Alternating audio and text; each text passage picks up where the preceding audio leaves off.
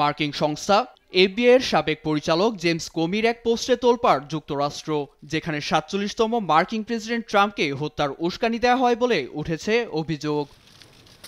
মূলত সমুদ্রের পাড়ে ঝিনুক দিয়ে 8647 সংখ্যা সাজান জেমস কমি।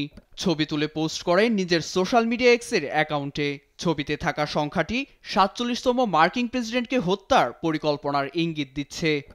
এমন গুঞ্জন শুরু হলে নিজেই পোস্টটি সরিয়ে ফেলেন জেমস। পরবর্তীতে বিষয়টি তদন্তে জেমসকে জিজ্ঞাসাবাদের আওতায় নেয় মার্কিন সিক্রেট সার্ভিস।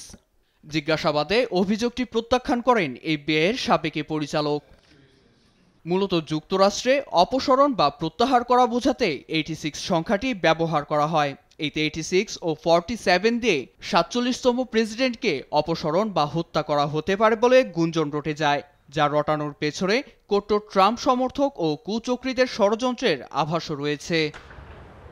এ নিয়ে বেশ সচেতন অবস্থানে প্রেসিডেন্ট ট্রাম্পও, কেননা ২০১৭ সালে এই জেমসকে এফবিআইয়ের পরিচালক পদ থেকে বরখাস্ত করেন তিনি।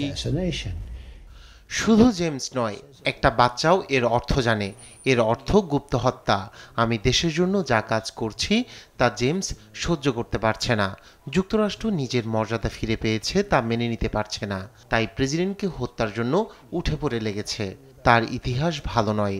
আমি সবকিছু পাম ও অভিজ্ঞদের হাতে ছেড়ে দিচ্ছি।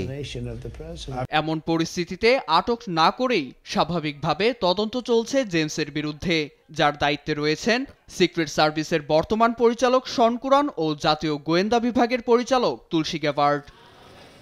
নীরব দাস, নিউজ ডেস্ক, দেশ টিভি।